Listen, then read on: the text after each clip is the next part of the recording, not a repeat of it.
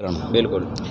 तो ये भी एक सामाजिक जन जागरण का ही हिस्सा था। हाँ हाँ जब तक हमारे समाज में जागृति नहीं आएगी, अवेयरनेस नहीं आएगी, तब तक तो वो इस दिशा सम्मेलन का हीन मुख्य रहेगा। उद्देश्य यही था कि SC ST अनुसूचित जाति जनजाति के लोग हम चुनाव लड़ेंगे आने वाले समय के अंदर विधानसभा चुनाव पचपदर से लड़ेंगे। अपना उम्मीदवार SC ST समाज का मिला देना तो कम से कम 80 से 90 हज़ार वोट अनुसूचित जाति एवं अनुसूचित जनजाति रो बहुत बड़ो महासम्मेलन हुआ और रण में कई हजारों की संख्या में अनुसूचित जनजाति एवं जनजाति रा लोग आया। तो अण जो आज 18 पदाधिकारी है उन्होंने रूबरू होने का प्रयास करूँगा। सबसे पहले ताराराम जी आपने नमस्कार, हमारे चैनल में आपका स्वागत है। और आज जो आप कार्यक्रम रखो महासम्मेलन रखो उन उद्देश्य कौन है?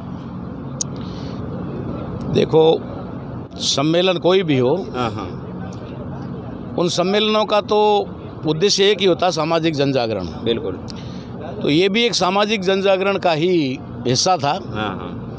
जब तक हमारे समाज में जागृति नहीं आएगी, अवेयरनेस नहीं आएगी, तब तक वो दिशाहीन रहेगा और दुश्मन उसका उपयोग करते रहेंगे। इसलिए हमारे समाज के अंदर हमने लंबे समय से जो जन जागरण का अभियान चलाया हुआ है, उसके तहत आज बहुत बड़े पैमाने पे जो आप देख रहे हो, बिल्कुल, ये सारा का सारा आज इसको शायद मेरे हिसाब से नाम डालना चाहिए था कार्यकर्ता सम्मेलन। बिल्कुल बिल्कुल, ठीक है ना। इतने सारे कार्यकर्ता, इतनी जो भीड़ आप देख रहे हैं, ये सारे कार्यकर्ता हैं।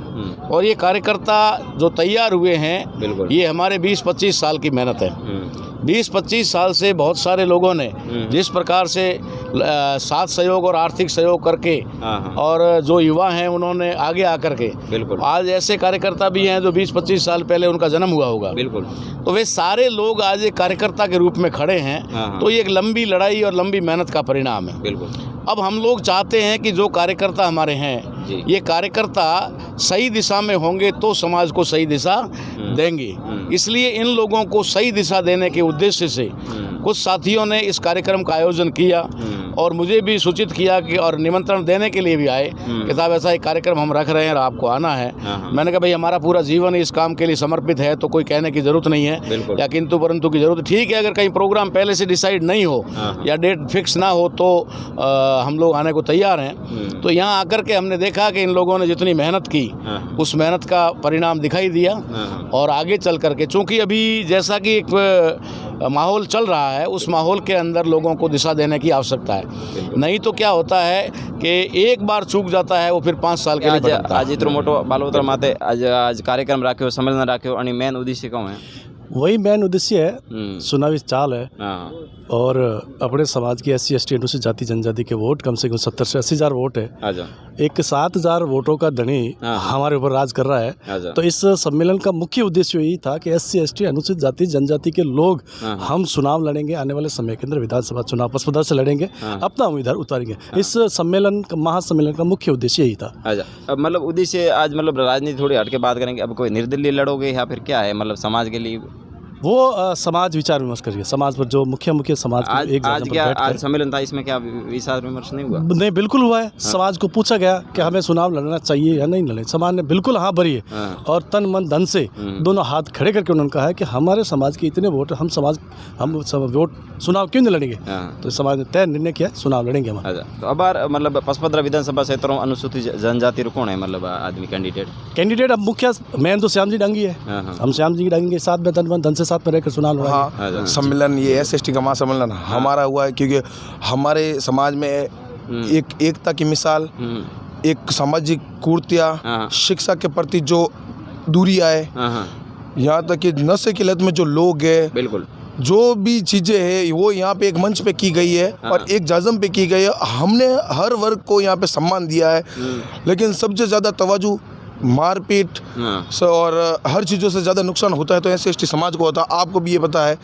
लेकिन हमारे समाज में ये चीज़ों को दूर कैसे करें, जिसके बारे में आज समाज को इसके बारे में हमने बताया है, समझाया है, उनका भी रिस्पांस अच्छा मिला। लेकिन ये सब चीज़ों को हमें अगर दूर करना है तो उसका सबसे बड़ा पड़ाव है, जैसा कि बाबा साहब ने कहा था कि राजनीति।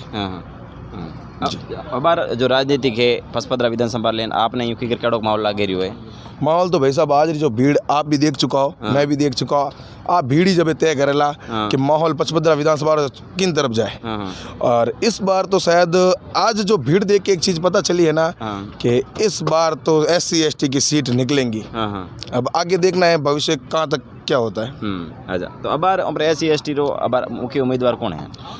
भाई फिलहाल तो पिछली बार श्याम जी डांगी चुनाव लड़े थे और इस बार भी शायद नाम उनका ही आ रहा है कि श्याम जी डांगी को चुनाव लड़ा जाएगा इस पचपदरा विधानसभा से, क्योंकि वो एक नेक, निर्भीक और एक ईमानदार नेता है और उनके व्यवहार, आप पर्सनली आप मिलना उनसे, उनके व्यवहार जो है ना, इतने अच्छे व्यवहार है ना, वो कोई नशा पता करते हैं, नहीं यहाँ तक कि वो चाय भी नहीं पीते, इतने अच्छे इंसान है। अब देखना है कि जनता क्या चूज करती है या समाज जो तय करेंगे वो। लास्ट आपसे मेरा ये सवाल है कि आपके पचपदरा विधानसभा क्षेत्र का, आपके SC ST अन्य जो समाजों का आपका कितना वोट है? आप मतलब आप हक मांग रहे हो, अधिकार मांग रहे हो, आप बार बार ये कह रहे हो कि हमारा हक मांग रहे हैं, तो इसका मतलब आपका कितना वोट है? आप विस्तार से बताओ। जी, SC ST समाज का मिला देना तो कम से कम 80 से 90 हज़ार वोट SC ST समाज के होते हैं। अब हाल फिलहाल एक बात और भी आप बीच में रखूँ, हाल फिलहाल पचपदरा विधानसभा SC ST कोई विधायक वगैरह बढ़िया है कि आप रही ध्यान में? फिलहाल तो साहब हमारी तो एज नहीं है, लेकिन मैं हाल तक देखी उधर तक तो हाल तक कोई विधायक नहीं बन पाया, क्योंकि अपने पास वोट बैंक है, हम चुनाव ही नहीं लड़ते हैं, हम टुकड़ों में बढ़ जाते हैं, इधर कभी उधर। हमारे अगर वोट बैंक है, हम चुनाव लड़ेंगे, हम